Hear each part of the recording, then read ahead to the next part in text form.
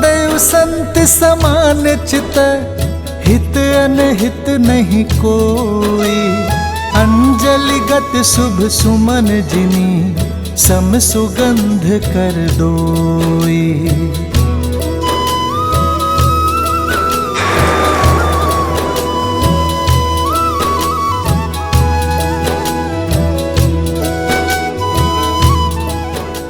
राम राम।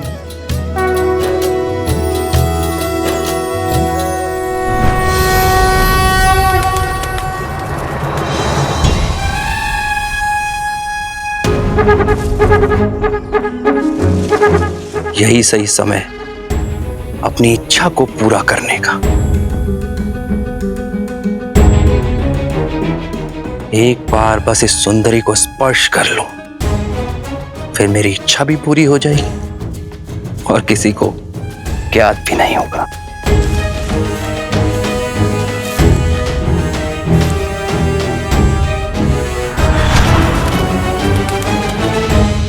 बताइए ना, किस और गए हैं वो? मैं वहां की पावन धरती को नमन करना चाहता हूं, जहां मेरे श्री राम ने अपने चरण रखे। हम आपकी भावना का आदर करते हैं, पर हम श्री राम के दास हैं, उनकी आज्ञा ना ही टाल सकत। उनका स्पष्ट निर्देश है कि उनके पीछे किसी को ना आने दो। क्षमा क्षमा। श्री राम के साथ यहाँ रहने नहीं, अपितु उन्हें अपने साथ अयोध्या ले जाने आया हूं। और क्या इसमें भी उनकी आज्ञा का उल्लंघन होगा? पर क्या आप नहीं चाहते कि मेरे भैया राम अयोध्या के सिंहासन पर बैठे? ना ही मेरे मन में कोई खोट है और ना ही मेरे वहां जाने से उनकी आज्ञा भंग होगी। आगे का मार्ग बता दीजिए मुझे, अन्यथा मैं अपनी देह यहीं त्याग दूंगा।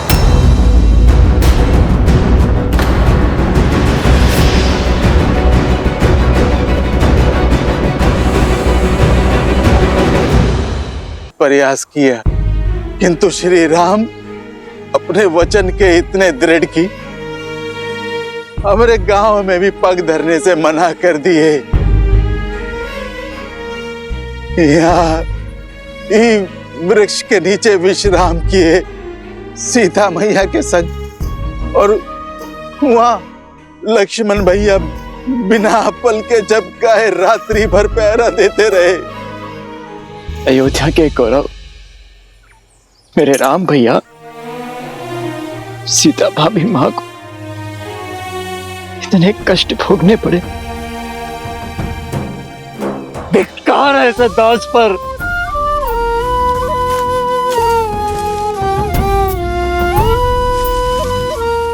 अवश्य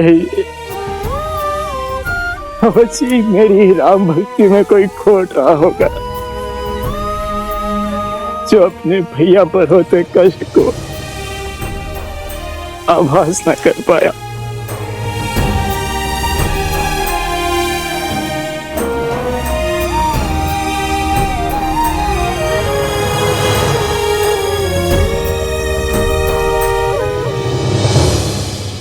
भोर होते ही सन्यासी का वेश धारण कर अपने केसों की जटा बांध वो वन की तरफ चल पड़े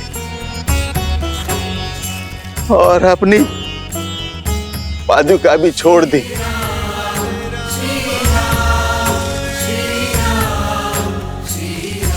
कहा कि एक वनवासी के लिए अब इस पादुका की आवश्यकता नहीं।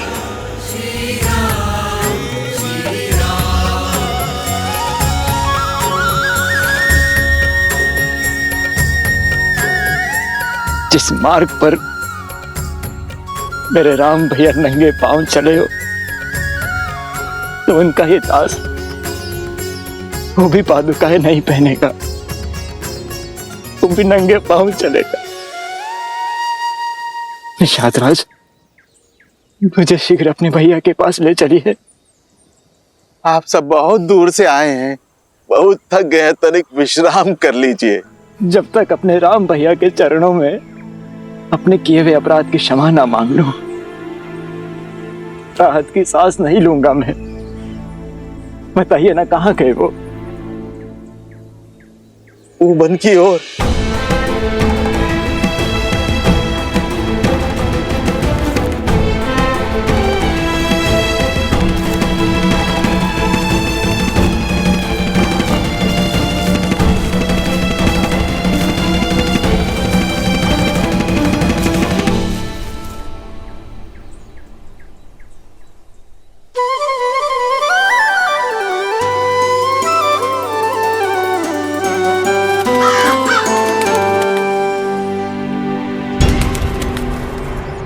भूषणी जी,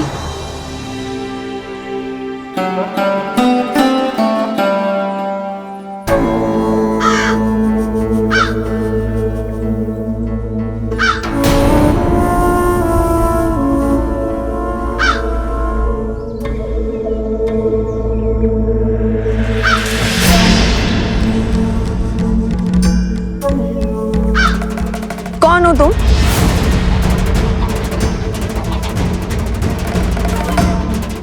इसी क्षण अपने मूल स्वरूप में आओ, अन्यथा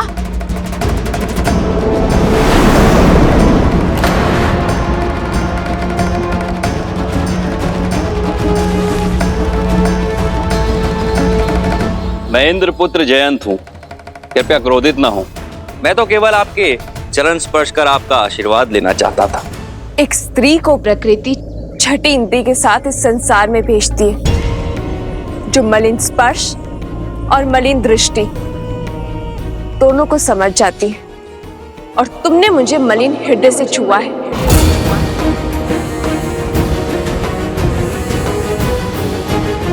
मेरी दृष्टि और भावनाओं पर प्रश्न उठाने का क्या अधिकार है आपको?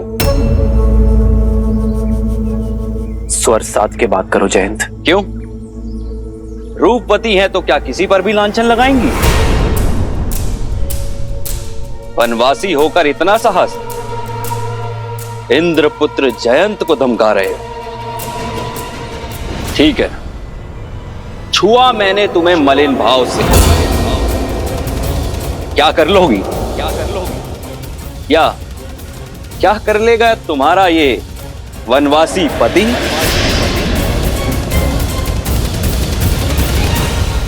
जितना बड़ा पद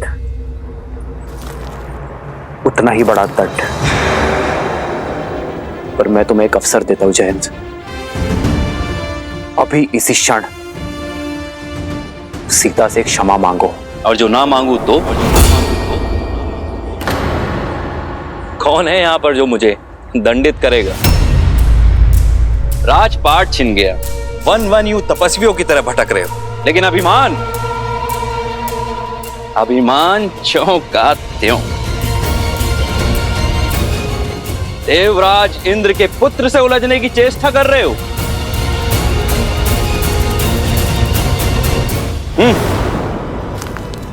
रुक जाओ जयंत।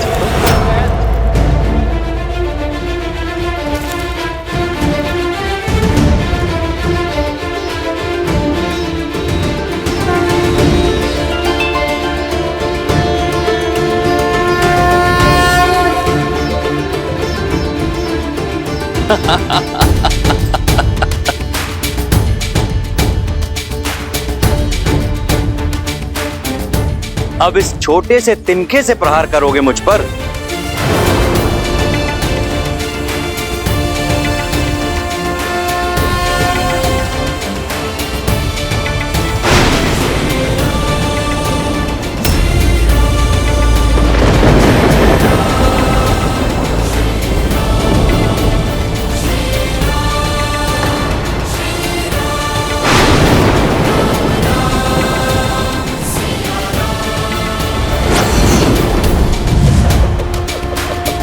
ब्रह्मास्त्र!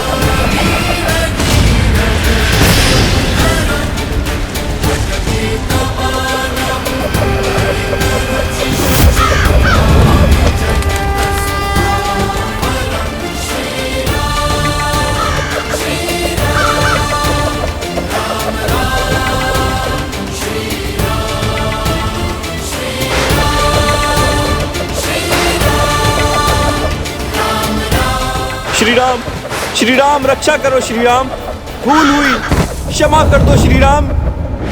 रक्षा कीजिए प्रभु, मेरी रक्षा कीजिए। काम ने मेरी बुद्धि भ्रष्ट कर दी थी। माता मेरी रक्षा कीजिए, भविष्य में ऐसी भूल कभी नहीं होगी। मैं पर स्त्री को अपनी माँ का आदर दूंगा। मेरे प्राणों की रक्षा कीजिए। युग चाहे कोई भी हो, समय चाहे जैसा भी हो, एक स्त्री की गरिमा भंग करना सदा ही महापाप की श्रेणी में आता है जयंत। यदि एक निर्धन की लज्जा पर प्रहार करोगे, उसे सताओगे, तो एक तिनका भी ब्रह्मास्त्र बनकर लगेगा तुम्हें। कुछ अपराधों के लिए क्षमा नहीं, सीख देनी पड़ती है। एक स्त्री का शील भंग करने के दंड से तो स्वयं तुम्हारे पिताश्री भी ना बच सके और सहस्त्र घाव लेकर घूम रहे हैं, तो तुम कैसे बचोगे? तुमने मुझसे क्षमा मांगी, इसलिए मैं तुम्हारे प्राण नहीं हरूंगा। किंतु जिस वासना भरी दृष्टि से तुमने मेरी सीता को देखा है, जिस काम और आतुर विचारों से तुमने उसे छुआ है, उसका दंड तुम्हें अवश्य मिलेगा।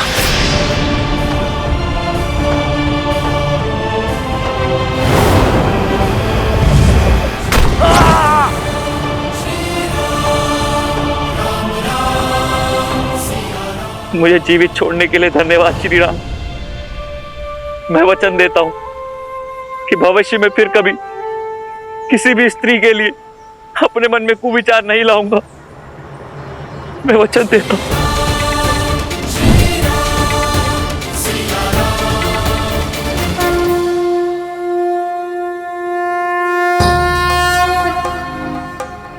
मार्ग दिखाइए ऋषिवर। भरत, तुम क्यों राम के कर्तव्य पथ का कांटा बनना चाहते हो? राम तो संसार के हैं, उन्हें क्यों अयोध्या तक सीमित करना चाहते हो? ये आप क्या कह रहे हैं ऋषिवर? भैया के लिए कांटा तो मैं बन गया उनके आनंदमय जीवन का। यदि मेरा प्रेम निश्चल है, यदि मेरे भीतर आप सत्य देख रहे हैं, तो मुझे मेरे राम भैया का पता बताइए। उन्हें उनके उचित स्थान अयोध्या में लौट आने का मार्ग बताइए, अन्यथा मेरे जीवन का कोई अर्थ नहीं है। मार्गदर्शन दीजिए। अद्भुत है तुम्हारा समर्पण, तुम्हारा प्रेम, जिसे संसार कालांतर तक स्मरण रखेगा। राम लौटेंगे या नहीं, ये वो निश्चित करेंगे, लेकिन उन तक पहुंचने का मार्ग मैं तुम्हें बता देता हूं। सुमत जी, निषाद राज जी, आप दोनों दो टुकड़े लेकर अलग अलग मार्ग से चित्रकूट के प्रस्थान करें और मैं प्रजा और परिवार के साथ आगे बढ़ता हूं। देखिए, इस निर्जन वन में कहां वसंत आया हुआ है, अवश्य भैया वहीं होंगे।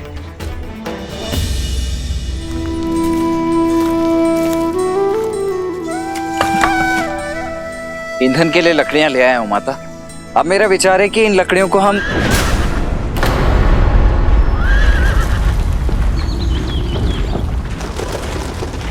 अवश्य कोई संकट निकट है। आप चिंता मत कीजिए, मैं अभी देख कर आता हूं।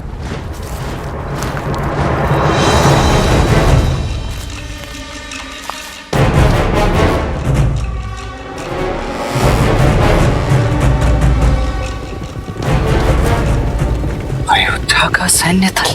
भैया सावधान! शस्त्र उठाइए भैया, इस समय ध्यान करने का नहीं, बाण संधान करने का है। क्या हुआ लक्ष्मण, इतने विचलित क्यों हो तुम? क्योंकि दुस्वप्न सत्य होने जा रहा है भैया, परंतु मैं उसे इस बार सफल होने नहीं दूंगा। बस आपको मेरी सौगंध है, आप मध्य में मत आइएगा।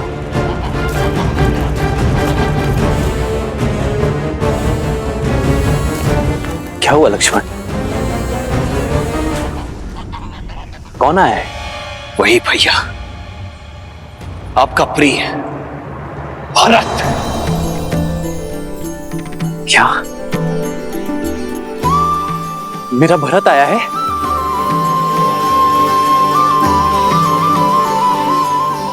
भरत? अवश्य गुहा का हृदय जीत लिया होगा मेरे भरत ने। अब तो बड़े हो जाओ लक्ष्मण। क्या बचपन की भांति अब भी मेरे प्रेम के लिए भरत से लड़ने को सज्ज हो तुम? आपका मन इतना पवित्र क्यों है भैया? देखिए भैया, देखिए, आपका प्रिय भरत अकेले नहीं आ रहा है, अपने साथ संपूर्ण सैन्य दल को लेकर आ रहा है। भैया देखिए, आपका प्रिय भरत अकेले नहीं आ रहा है, अपने साथ संपूर्ण सैन्य दल को लेकर आ रहा है। और सेना लेकर कोई भी भ्रातृ प्रेम जताने तो नहीं आता है भैया, आक्रमण करने आता है। आपको निष्कासित करके उसका मन नहीं भरा है भैया, और फिर अयोध्या के मन में अब भी बसे तो आप ही है ना भैया। इस बात को सहन नहीं कर पाएगा, वो नहीं कर पा रहा है। भय है उसे भैया कि कहीं उसका राज्य उससे छिन ना जाए, इसीलिए आप पर आक्रमण करके इस संदेह को सदा सदा के लिए मिटा देना चाहता है। लक्ष्मण, संसार में ऐसा कुछ नहीं जो मेरे भरत के मन को मलिन कर दे। माता कैकेयी के लिए भी तो आपके विचार यही थे ना भैया, परंतु उनका मन तो हो गया मलिन। बोलिए मत भैया, भरत की धमनियों में भी उन्हीं का रक्त दौड़ रहा है। शक्ति और सिंहासन की चाह ने देवराजेंद्र तक को भ्रमित कर दिया था, फिर भरत तो एक साधारण सा मनुष्य ही है ना। यही तो अंतर है इंद्रदेव में और भरत में लक्ष्मण। वो भरत है, कभी भ्रमित नहीं हो सकता। तो मैं भी आपका लक्ष्मण हूं भैया, जिसके जीवन का एकमात्र उद्देश्य आपकी रक्षा करना है और कुछ नहीं। और ये तो मैं करके रहूंगा। लक्ष्मण,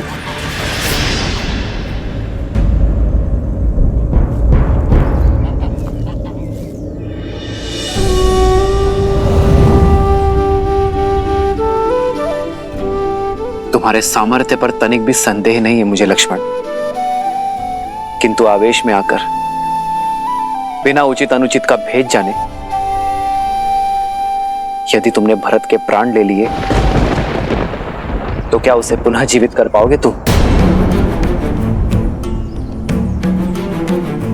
आंखों देखी स्थिति झूठ नहीं होती है भैया। सत्य दृष्टि और श्रवण से परे होता है लक्ष्मण।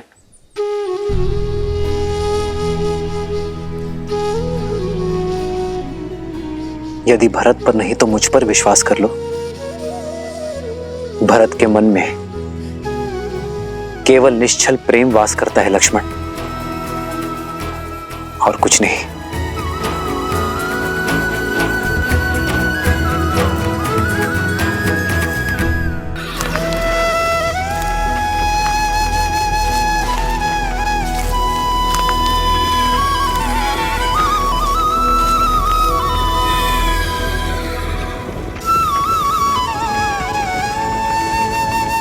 भरत भैया, भरत भैया, वो कुटिया मिल गई जिसमें श्री राम, सीता मैया और लक्ष्मण भैया रहते रहे। अब एक क्षण भी उनका वियोग नहीं सह सकता मैं। वो कुटिया कहाँ है? हुआ है भरत भैया। निषाद राज जी, आप शेष सभी को लेकर के आइए, अब और प्रतीक्षा नहीं कर सकता मैं। हुआ चलो चलो चलो, सब पीछे पीछे आओ, हमरे आओ, चलो।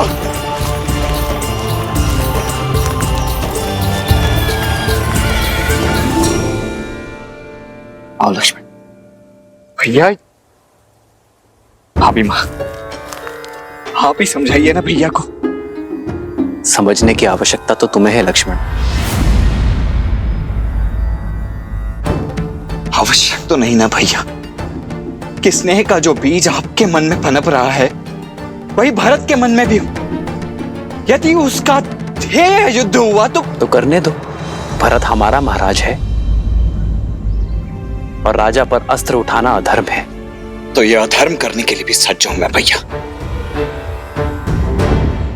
यदि भरत शत्रु बनकर आया ना, तो आपकी सुरक्षा में उस पर शस्त्र उठाने के लिए तनिक भी संकोच नहीं करूंगा मैं भैया। लक्ष्मण,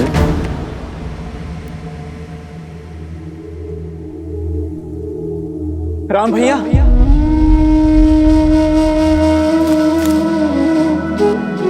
आदर्श और मर्यादा की है ये कथा।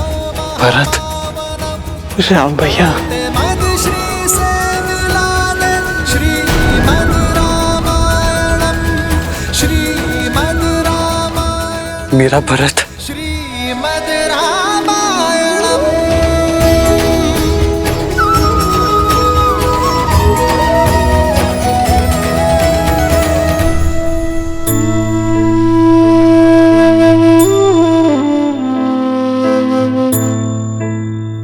हमारा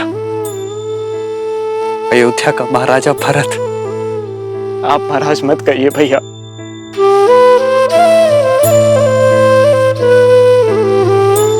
मैं तो आपका एक तुच्छ दास हूं, अपराधी हूं। मैं आपका दंडित होने आया हूं आपसे।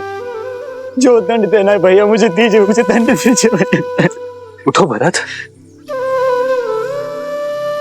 हृदय में बसने वाले चरणों में नहीं बैठा करते।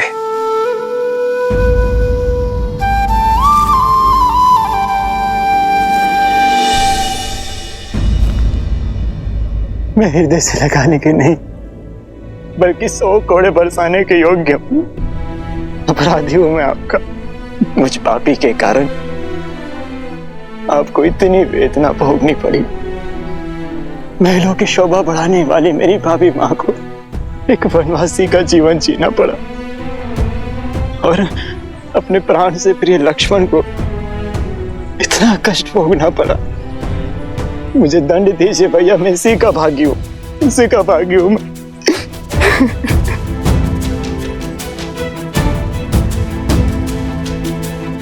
भरत भैया, बचपन से आपने सदैव मुझे अपने साथ रखा, कभी मुझे अकेला नहीं छोड़ा। सदैव हर निर्णय में मुझे अपने साथ सम्मिलित किया। एक वृक्ष बनकर मुझे सदैव अपनी छाया में रखा। इस बार बिना मुझे सम्मिलित किए अपनी छाया से दूर कर अकेला छोड़ा है अपने भरत को, अकेला छोड़ा है भैया। भरत,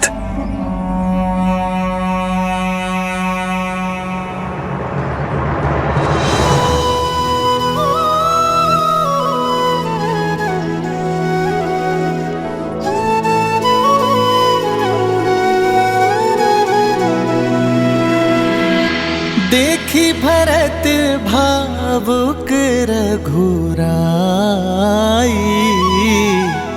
ब्रात मिलन की घड़ी है आई।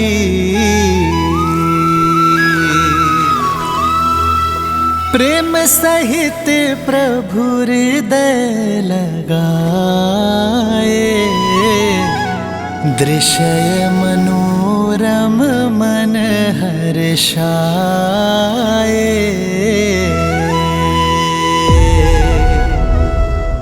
विश्वास नहीं होता, भिन्न भिन्न गर्भ से जन्म लेने वाले भाइयों के बीच इतना प्रेम। भाई एक दूसरे के पूरक होते हैं देवी।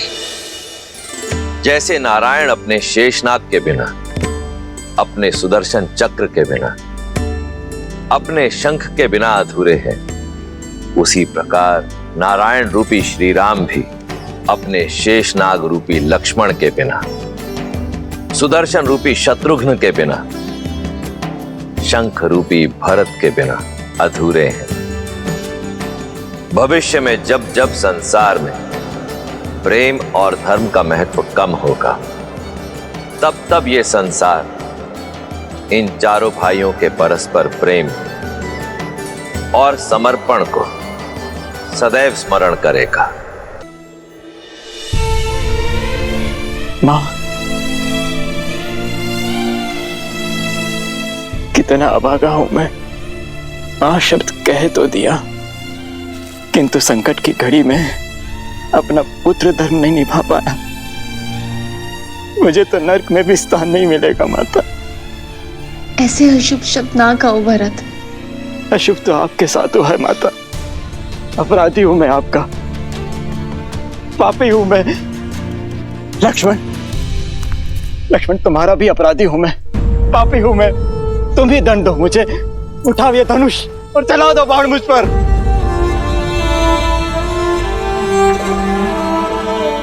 कर दो मुझे दुष्ट कैकई के पुत्र होने की ग्लानि से मुक्त। कलंकित कर दिया उसने मेरा जीवन। भरत,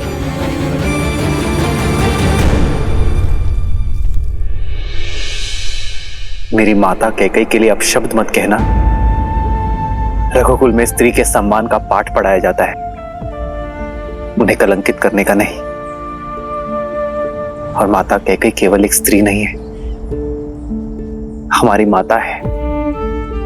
पिताश्री की तो सबसे प्रिय है माता कैकई। सोचो भरत, जब पिताश्री को ज्ञात होगा कि तुम्हारे विचार ऐसे हैं तो कितना कष्ट होगा उन्हें।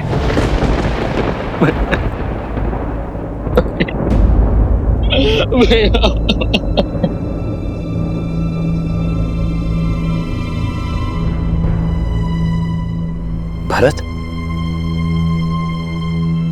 क्या हुआ भरत? मैं हूं ना यहां तुम्हारे पास,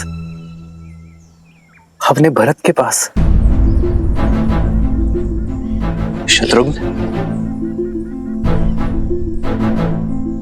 तुम दोनों को ऐसे विलाप करता देख मेरे मन में अनगिनत कुशंकाएं जन्म ले रही हैं। और तुम दोनों यहां अकस्मात कैसे चले आए? अयोध्या में सब कुछ कुशल मंगल है ना भरत? और पिताश्री कैसे हैं? पिताश्री तो ठीक है ना? उन्हें छोड़कर कैसे आ गए तुम दोनों? पिताश्री, पिताश्री। उत्तर दो भरत, मेरी बात का उत्तर।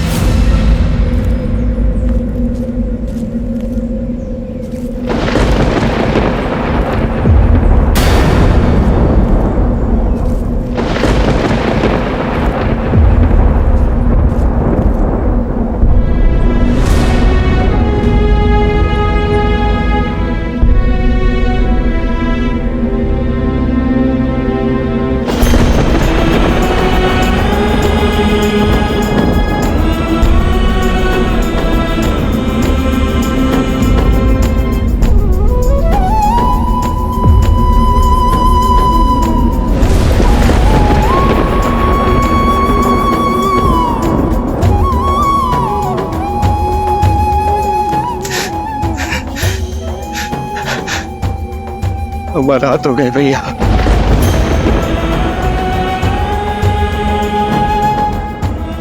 हमारा हाथ हो गए।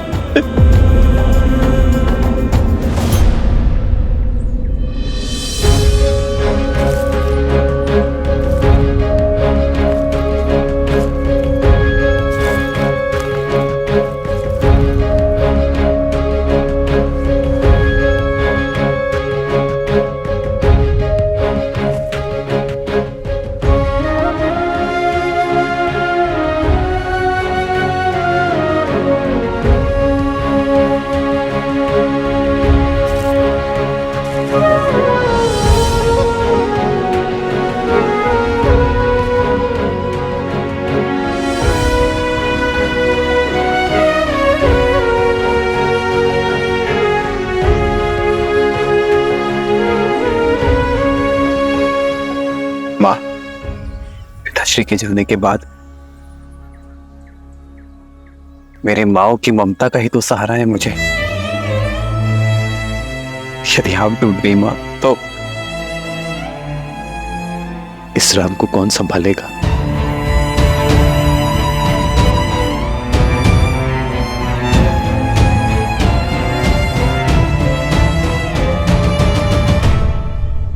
क्या कई मां नहीं आई?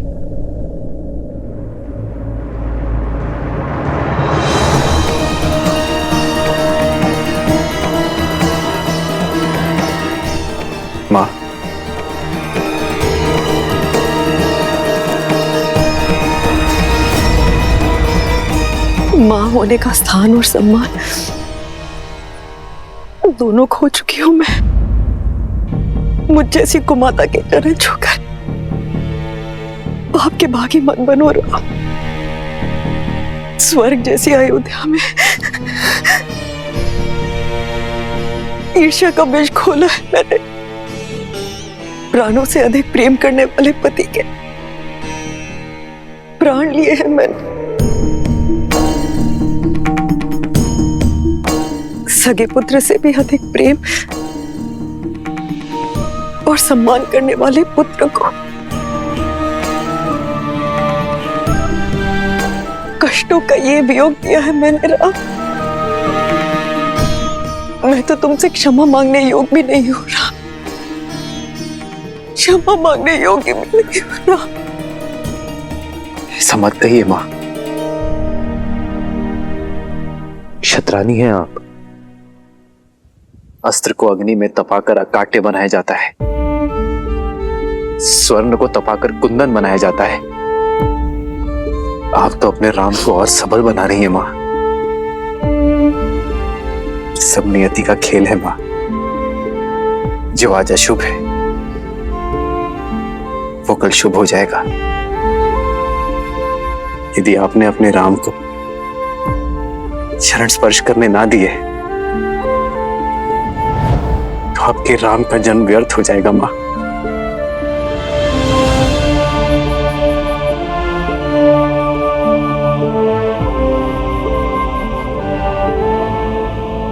इस जन्म में तो मेरे पाप के दंड असीमित है राम। कभी भी किसी पुत्र को मुझ जैसी माता न मिले, किंतु प्रभु से यही प्रार्थना होगी कि हर जन्म में मुझे तुम जैसा पुत्र ही मिले, मेरा राम।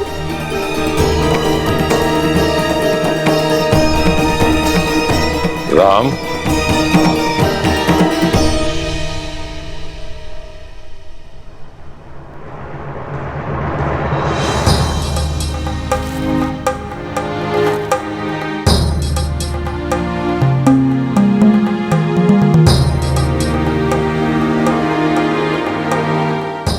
जो बीत गया उस पर शोक नहीं करते राम। शोक जितना बड़ा है उससे कहीं बड़ा दायित्व भी है। महाराज दशरथ के ज्येष्ठ पुत्र होने के नाते पिंडदान और अस्थि विसर्जन करो।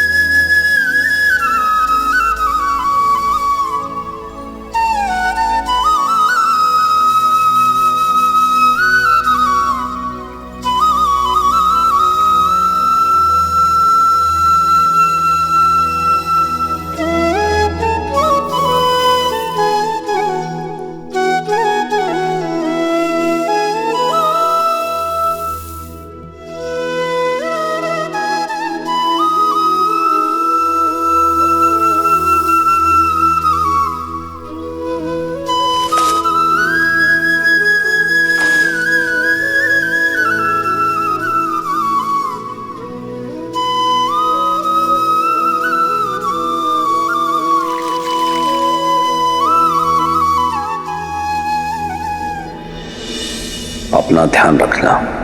जी पिताश्री, मैं अपना और अपने भाइयों का ध्यान रखूंगा।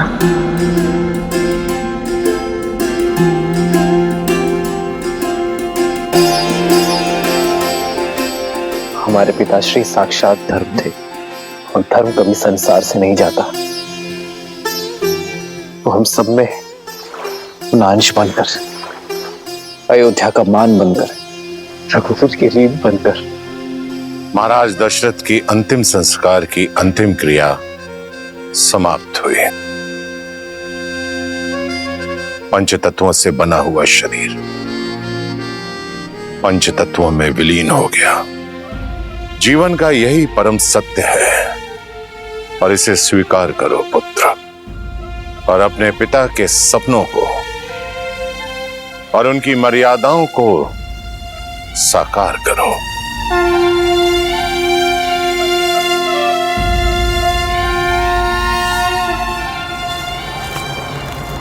प्रणाम आचार्य। प्रणाम श्री राम। मिथिला नरेश, महाराज जनक पधार चुके हैं।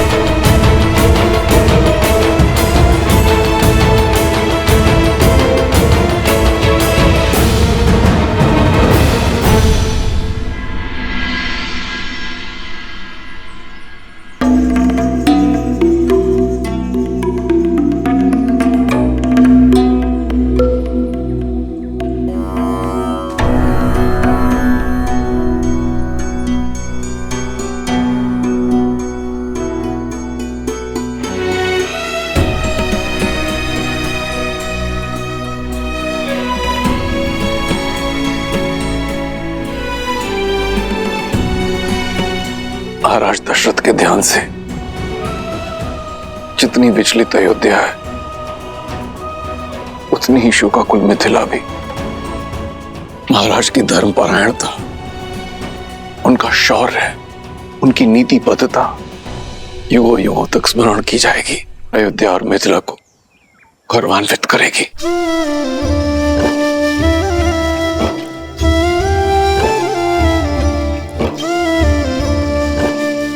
जिस पुत्री को इतने लाड प्यार से पाला, उस पुत्री को इस वनवासी रूप में देख आंखें भी भर आई और मन भी। मैं तुम्हारे लिए तुम्हारी माता का संदेश लाया हूं। वो चाहती हैं कि तुम अयोध्या लौट जाओ।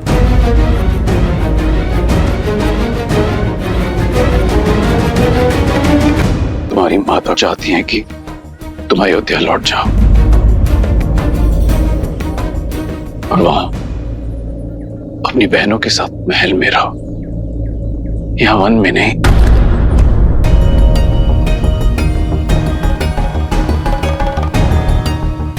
जैसे राम के साथ लक्ष्मण है, वैसे ही अपनी बहनों के साथ सीता।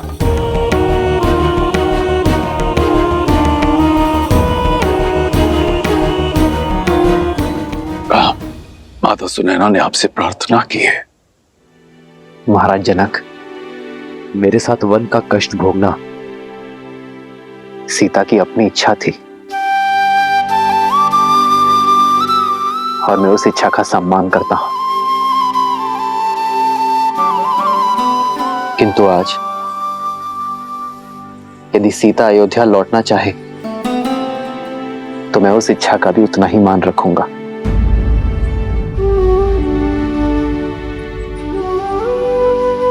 पुत्री, अब तो श्री राम की भी सहमति है। तुम साथ चलोगी ना पुत्री? एक पिता की विनती है। पिता के निश्चल प्रेम को और पति के समर्पण को कोई स्त्री नहीं नकार सकती पिताश्री। परंतु क्षमा चाहती हूँ पिताश्री। माता से कहिएगा यदि ये प्रस्ताव जानकी के सामने आता तो उनकी पुत्री कभी मना नहीं करती, किंतु ये प्रस्ताव श्री राम की धर्मपत्नी अयोध्या की कुलवधू के सामने आया है, जिसका धर्म कहता है कि इस विषय में श्री राम का आदेश भी ना मानो।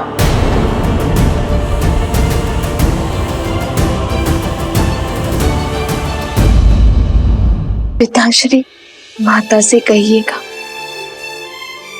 कि अग्नि साक्षी बने हैं हम, और ये बंधन इस संसार के किसी भी कष्ट से नहीं कटेगा।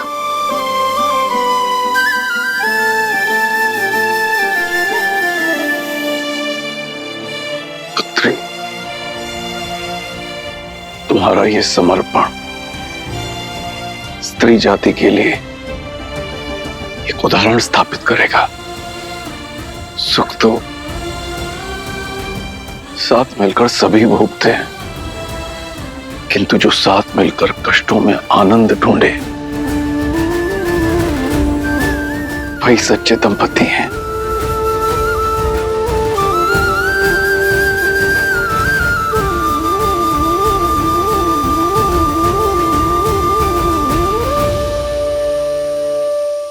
क्या करूं पिताश्री,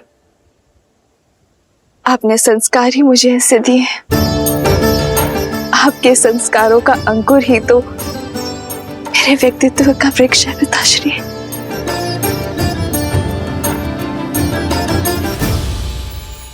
और अयोध्या में जो विष की फसल लहरा रही है, उसे काटने के लिए आप सभी को लौटना होगा भैया। मेरे श्री राम और माता सीता का स्थान महल में है, यहाँ वन में नहीं भैया। मेरी विनती स्वीकार मत कीजिए, मेरे साथ अयोध्या लौट चलिए भैया। तो रघुकुल का एक पुत्र दूसरे पुत्र से कह रहा है कि वो रघुकुल की मर्यादा का त्याग कर दे, पिताश्री के वचनों का उल्लंघन कर दे। क्या ये उचित है भरत? आपका यहाँ वन में कष्ट भोगना उससे अधिक अनुचित इस संसार में और कुछ नहीं होगा भैया। आप चाहे कितना ही प्रयास क्यों ना कर ले, किंतु मैं आपके बिना नहीं जाऊंगा।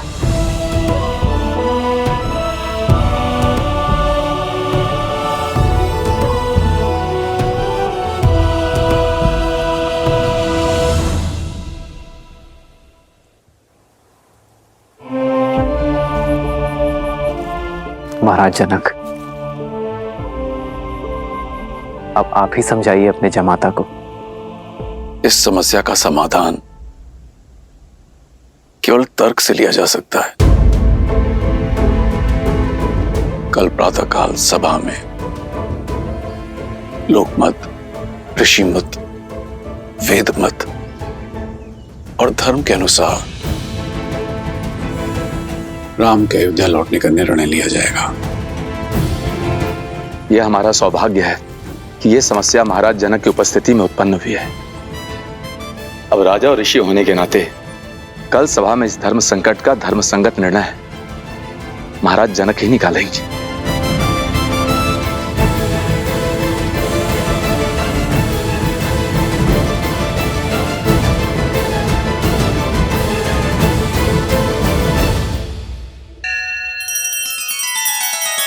श्री रामचंद्र कृपालु भजुमन हरण भव भय दारुणम नव कंज लोचन कंज मुख कर कंज पद कंजारुणम।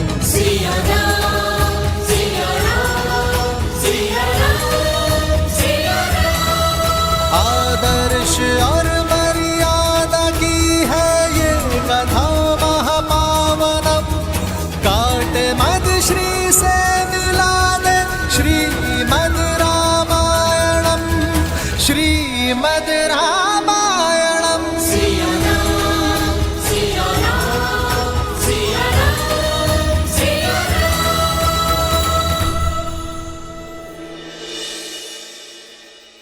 वचन दीजिए मुझे मां, वचन दीजिए मुझे कि कल सभा में आप मेरा पक्ष लेंगी, राम भैया को अयोध्या वापस चलने के लिए कहेंगी। पिता की छाया के जाने के बाद पिता समान राम भैया की छाया से मुझे वंचित नहीं करेंगी। मां वचन दीजिए मुझे। मुझसे अधिक राम को तुम जानते हो, फिर भी हट कर रहे हो, भूल रहे हो कि मेरी हर बात की नीति संगत काट होगी उसके पास। जानता हूं मां, किंतु राम भैया को अपने साथ ले जाने का प्रयास अंत तक करूंगा मैं, अंत तक करूंगा मैं।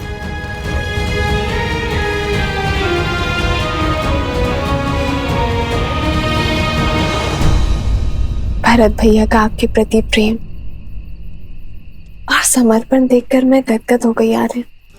भरत का समर्पण इतना पवित्र है, इतना पावन है कि कभी कभी मुझे भय लगता है सीता, कि उसके प्रेम की पवित्र धारा में मैं कहीं बह ना जाऊं।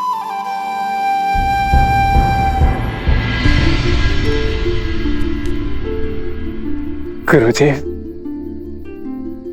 मैं तो अपने श्री राम का एक तुच्छ दास हूं, और दास अपने स्वामी से आग्रह कर सकते हैं, उन्हें आदेश नहीं देते, किंतु आप गुरु हैं उनके, वो आपके आदेश को नहीं टाल सकते। गुरुदेव, इस भिक्षुक की झोली भर दीजिए। आप ही है जो मेरे राम भैया को मेरे साथ चलने के लिए कह सकते हैं, अयोध्या का गौरव लौटा सकते हैं। उनके बिना मेरे जीवन का अर्थ ही समाप्त हो जाएगा। यदि भैया मेरे साथ नहीं आए तो किस मुख से लौटूंगा मैं अयोध्या, किस मुख से लौटूंगा? तुम धन्य हो भरत, तुम धन्य हो। जिस प्रकार भक्त की निश्चल भक्ति के वश में आकर भगवान सृष्टि के नियम तोड़ देते हैं और विधि के विधान को बदल देते हैं, उसी प्रकार मैं भी कामना करूंगा और प्रयास भी करूंगा कि राम अपना निर्णय बदल दें और अयोध्या का गौरव अयोध्या आ जाए।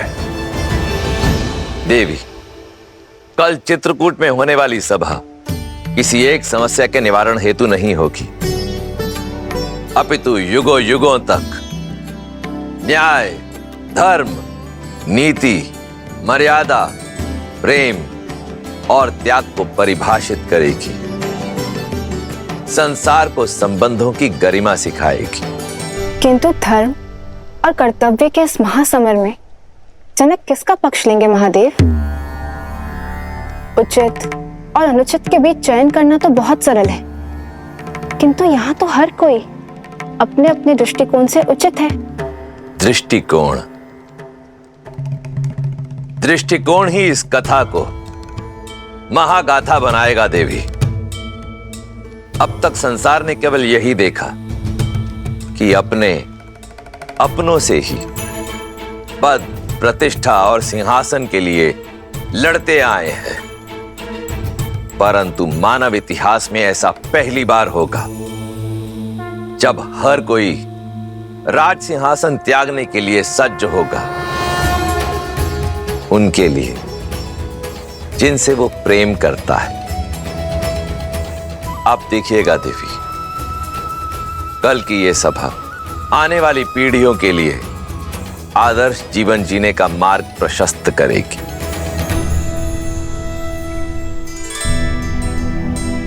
भैया, मैं और अयोध्या की संपूर्ण प्रजा गुरु वशिष्ठ और ऋषि जबाली के साथ आपसे पुनः अयोध्या लौटने की विनती करने आए हैं। अयोध्या पर कृपा करें भैया, हम सब पर कृपा करें। ये वनवासी का जीवन अब छोड़ दीजिए। माता सीता और मेरे प्रिय लक्ष्मण के साथ घर आ जाइए। अयोध्या का राजभार संभालिए भैया। जिनका तर्पण हमने कल किया है वो केवल हमारे पिताश्री नहीं है भरत, साक्षात धर्म है। और उनके पश्चात उनके धर्म का उत्तरदायित्व हम पर भी है। जो वचन उनके जीवित रहते निभाया वो उनके मरणोपरांत कैसे तोड़ दूं भरत?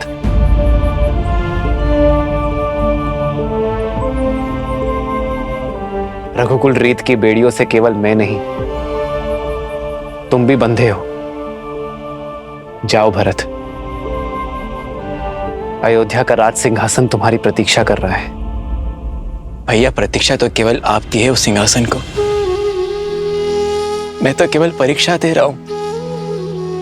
जिस गर्भ से जन्म लिया उस पर आरोप लगाना पाप है, किंतु जो महारानी कैकेयी ने किया वो महापाप है। और उनके अपराध का दंड हम सब क्यों भोगे? हम सब क्यों अपने राजा राम की छत्र छाया से वंचित रहे? उचित कह रहे हैं कुमार भरत। दंड तो महारानी कैकेयी को मिलना चाहिए। दंड मिलना चाहिए। दंड मिलना चाहिए। दंड मिलना चाहिए। दंड मिलना चाहिए।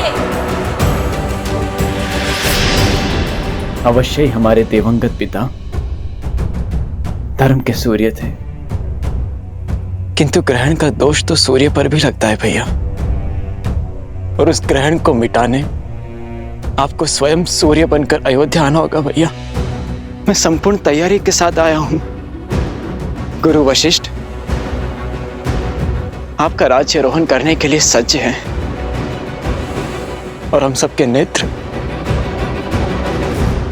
बस आपके निर्णय पर टिके हैं।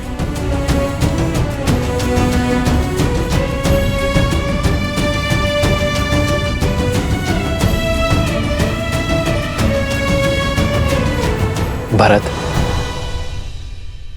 भ्रातृ प्रेम और समर्पण की पराकाष्ठा स्थापित की है तुमने, किंतु मैं तुम्हारा प्रस्ताव स्वीकार नहीं कर सकता।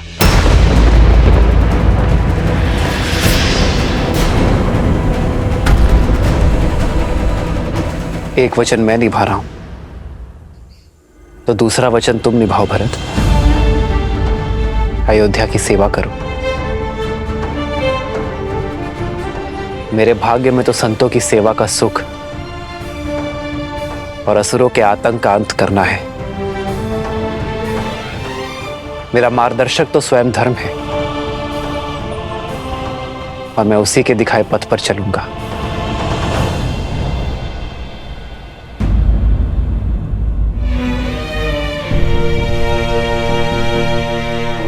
तुम्हारी माता होने के नाते, अयोध्या की महारानी होने के नाते कुछ कहने का, कुछ मांगने का अधिकार नहीं है मुझे, किंतु एक अपराधी होने के नाते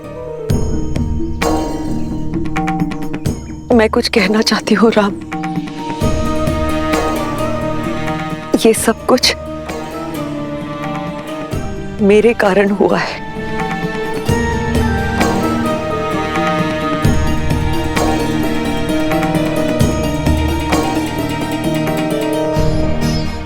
तुम्हारे पिताश्री से वचन मांगने वाली मैं थी। आज तुम तीनों वन में हो मेरे कारण। आज मैं कैकेयी अपने पुत्र राम को हर वचन से मुक्त करती हूं। आज मैं अपने सारे वचन वापस लेती हूं राम। हमारे साथ अयोध्या वापस चलो राम, हमारे साथ अयोध्या वापस चलो।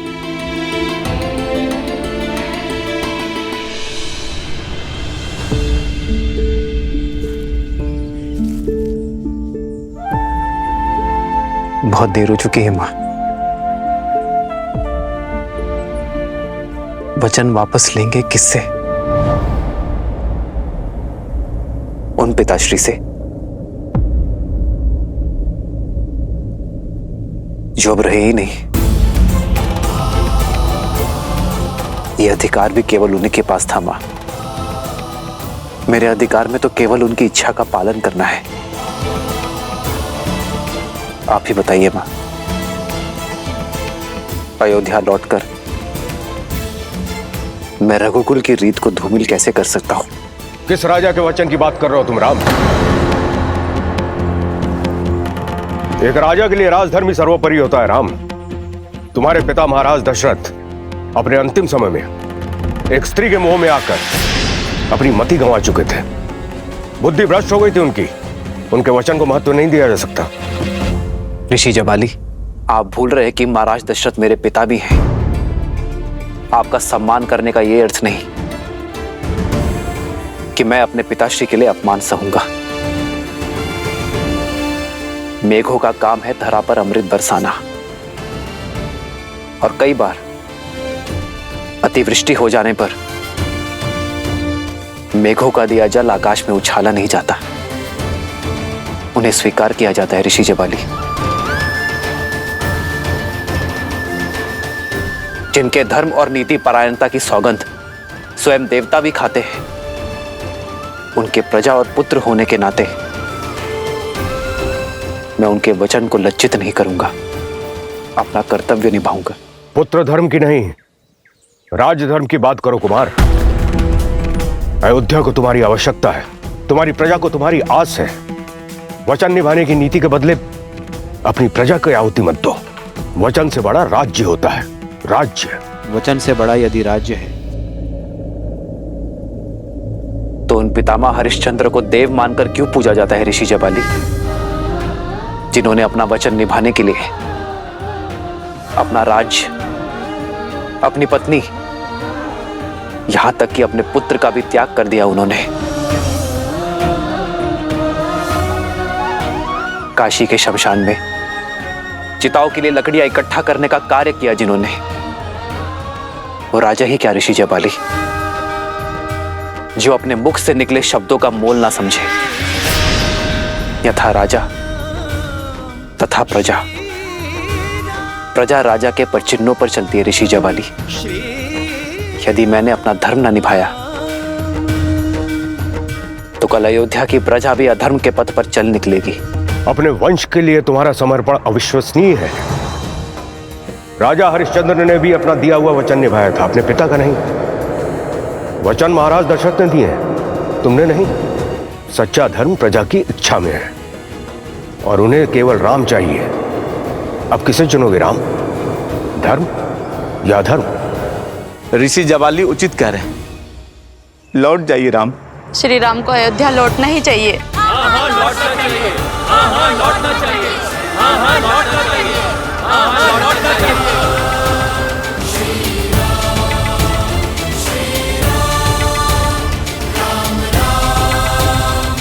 ऋषि जबाली, संतान तो आत्मज होती है, अर्थात अपने पिता की आत्मा का अंश होता है उसमें। यदि मैंने अपने पिता के वचन ना निभाए तो दोषी केवल पिताश्री की आत्मा ही नहीं, मेरी भी आत्मा होगी। विद्या आरंभ करते समय मनुष्य जब जनेऊ धारण करता है तब 3 धागों में पितृ ऋण का भी एक धागा होता है। क्या अपने पिता का ऋण चुकाना एक पुत्र का धर्म नहीं?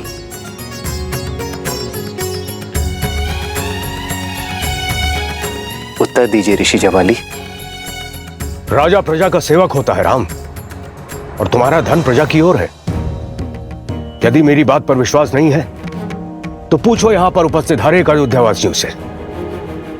कहिए, क्या मत है आप लोगों का? राम को क्या चुनना चाहिए, सिंहासन या फिर वनवास? सिंहासन। सिंहासन, सिंहासन, सिंहासन, सिंहासन, सिंहासन, सिंहासन।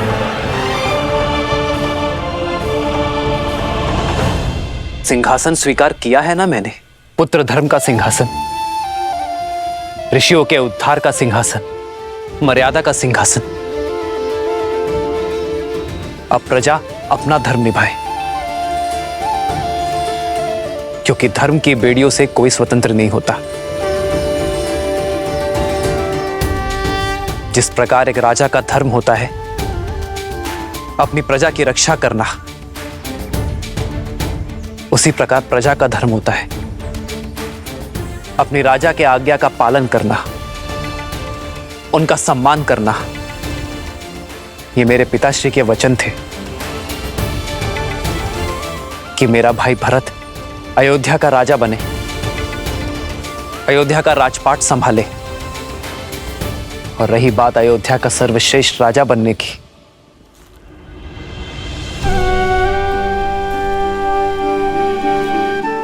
तो अयोध्या तो क्या, जिस किसी भी नगरी में मेरे भरत जैसी पुण्यात्मा का राज होगा, वो स्थान स्वर्ग बन जाएगा। गुरु वशिष्ठ ने हम चारों को एक समान शिक्षा दी है ऋषि जवाली। हम चारों ही जन सेवा के लिए उपयुक्त थे।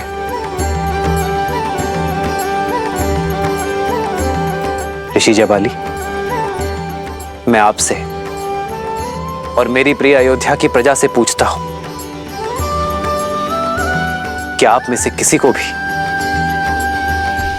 मेरे भरत के नेतृत्व, उसके राज कौशल पर संदेह है?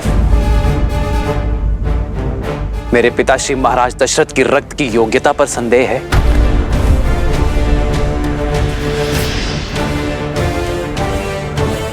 यदि आप में से कोई भी मुझे मेरे भरत की एक त्रुटि, एक दोष, एक अवगुण बता दे जिस कारण उसे अयोध्यापति नहीं बनना चाहिए, तो मैं इसी क्षण अयोध्या का राज सिंहासन संभालने के लिए सज्ज हूं।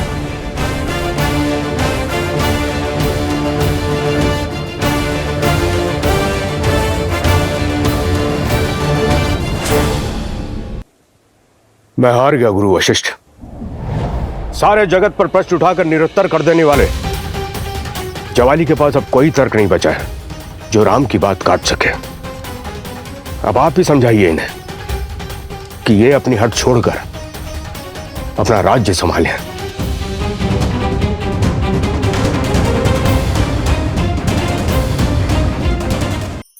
धार्मिक वीडियो सबसे पहले देखने के लिए हमारे चैनल को सब्सक्राइब करें और बेल आइकन दबाएं।